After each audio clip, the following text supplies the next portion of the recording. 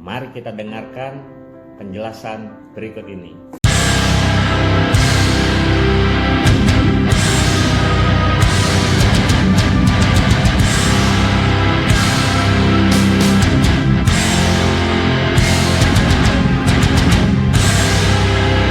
Ini dengan sahabat saya tuh, Bapak Abdul Wahid, yang selalu setia berjuang mencari keadilan untuk menciptakan rupiah gitu. Masih semangat Wahid?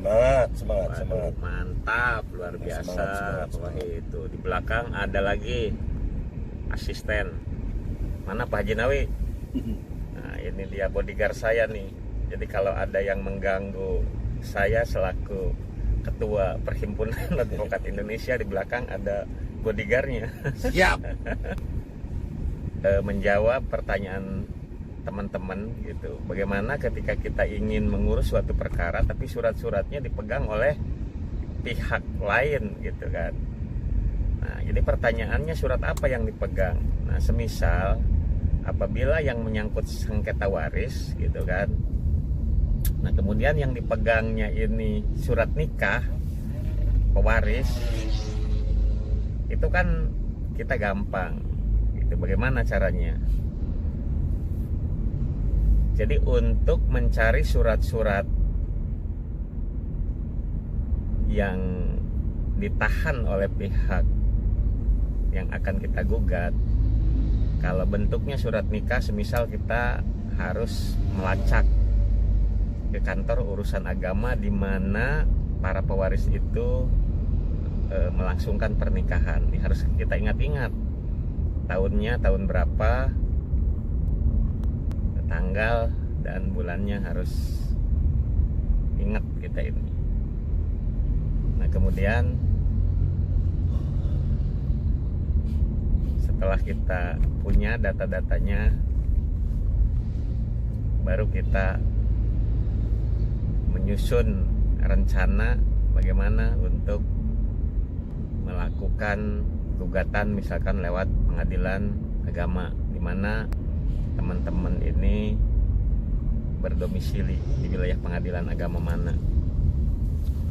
Nah, yang jelas kalau berbicara kita menyelesaikan permasalahan hukum di pengadilan, itu harus dipersiapkan bukti-bukti sobat-sobat yang dalam bentuk surat dan dalam bentuk kesaksian yang aktual. Jangan sampai kita menggugat pihak lain tetapi tidak mampu kita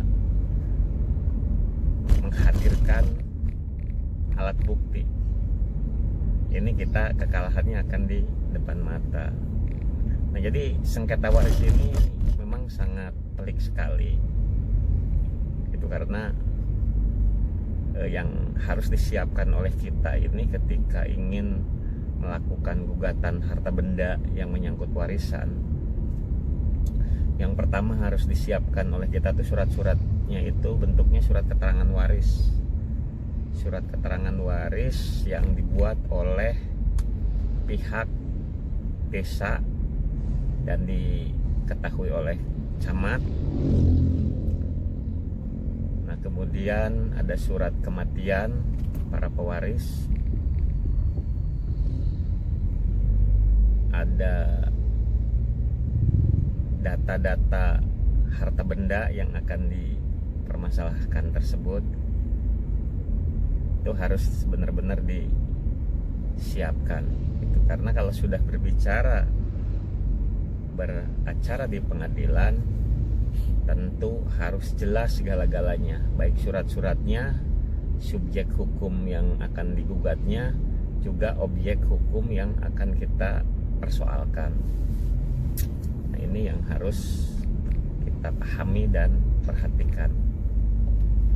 Jadi yang penting teman-teman itu mengetahui posisi para subjek hukum terhadap pewaris, hubungannya seperti apa. Yang jelas yang namanya hubungan darah itu ada ke pinggir, ada ke atas, ada ke bawah. Nah, itu yang pokoknya gitu. Nah, tapi ketika ke atasnya, ke pinggirnya, ke bawahnya sudah tidak ada, tinggal mencari siapakah ahli waris penggantinya. Itu aja prinsipnya seperti